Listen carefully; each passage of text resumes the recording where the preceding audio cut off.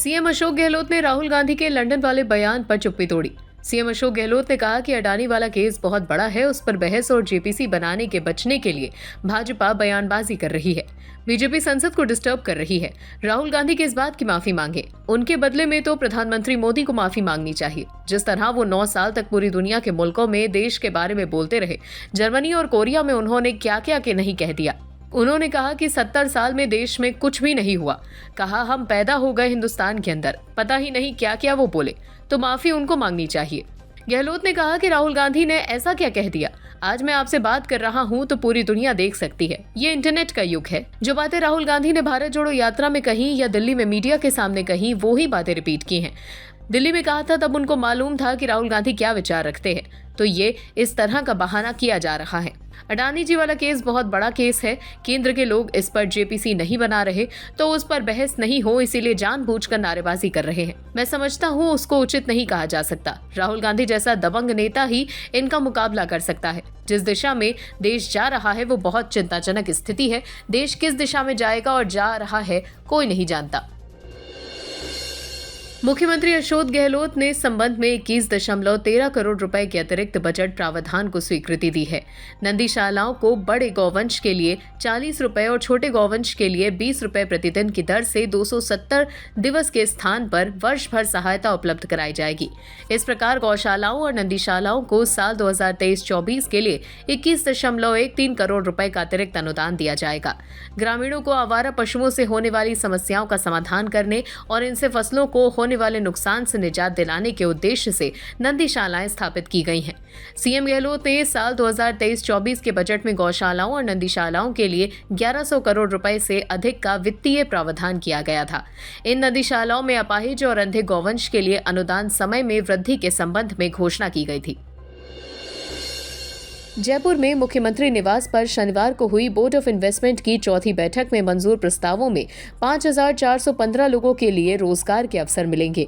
गहलोत ने कहा कि राज्य सरकार प्रदेश में नई औद्योगिक इकाइयों की स्थापना और निजी क्षेत्र में रोजगार के अवसर बढ़ाने के लिए डेडिकेटेड है। गहलोत ने यह भी कहा कि प्रदेश में निवेश बढ़ाने के लिए राज्य सरकार की ओर से पिछले 4 सालों में कई महत्वपूर्ण नीतियां और कार्यक्रम लागू किए गए हैं। राजस्थान में एमएसएमई नीति, राजस्थान निवेश प्रोत्साहन योजना, राजस्थान औद्योगिक विकास नीति और वन स्टॉप शॉप सिस्टम से निवेशकों को सुविधाएं दी जा रही हैं। सीएम गहलोत ने कहा कि हाल ही में जारी रिप्स 2022 को निवेशकों ने काफी सराहा है। इन्हीं नीतियों से अंतर्राष्ट्रीय कंपनियों के प्रस्ताव लगातार मिल रहे हैं। इससे औद्योगिक विकास को और मजबूती मिलेगी। मुख्यमंत्री ने कहा कि निवेश में आने वाली बाधाओं को पूरी प्रतिबद्धता से दूर कर प्रोजेक्ट्स को टाइम बाउंड तरीके से शुरू करना सुनिश्चित किया जाए। गहलोत ने बोर्ड ऑफ इन्वेस्टमेंट की बैठक में अब तक मिले प्रस्तावों पर डिटेल्ड स्टडी करने के लिए मुख्य सचिव को विभागीय अधिकारियों के साथ बैठक करने के निर्देश दिए। साथ ही राज्य में नई इंडस्ट्रियल यूनिट लगाने की संभावनाओं के लिए अधिकारियों को दिशा निर्देश दिए गए। पुलवामा हमले में शहीदों की पत्नी यानी वीरांगनाओं ने अपने पति की प्रतिमा को लगवाने के लिए प्रयास क्या किया, मामला वीरांगनाओं की गली की हड्डी बन गया।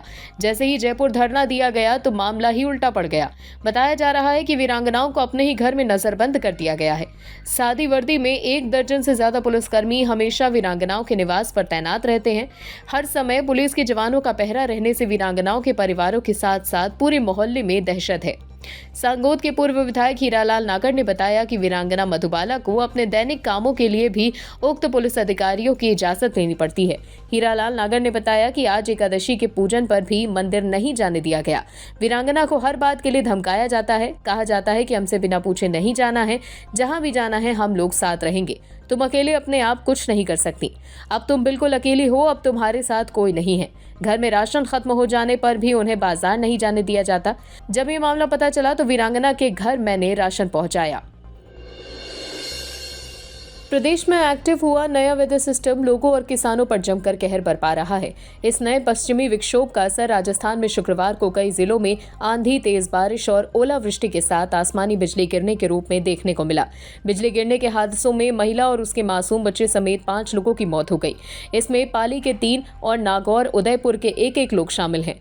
पाली जिले में टुकड़ा इलाके की निवासी महिला जमीला और उसके 4 साल के बच्चे साहिब ने दम तोड़ दिया।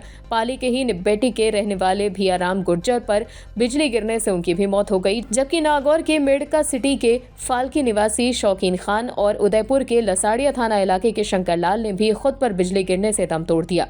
मिली खबरों के मुताबिक नागौर के मिड़ता में खेतों में काम कर रहे 10 किसान बिजली गिरने के हादसों में झुलस गए। चित्तौड़गढ़ के बड़ी सादड़ी नगरपालिका कार्यालय पर बिजली गिरने से कंप्यूटर उपकरण जल गए। प्रदेश में अधिकतम और न्यूनतम तापमान में भी बारिश और ओलावृष्टि के बाद 4 डिग्री तक की गिरावट दर्ज की गई।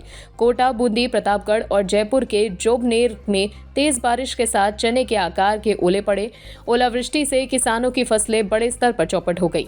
ओलावृष्टि से फसलों में हुए नुकसान को लेकर आपदा राहत मंत्री 20 मार्च को विधानसभा में जवाब पेश करेंगे। वो नुकसान का आकलन बताएंगे और किसी राहत की घोषणा भी कर सकते हैं। आज के लिए राजस्थान बुलेटिन में इतना ही। राजस्थान की अन्य खबरों के लिए बने रहिए अमर उजाला राजस्थान के साथ। डाउनलोड करें अमर उजाला ऐप और पाएं खबरें लगातार।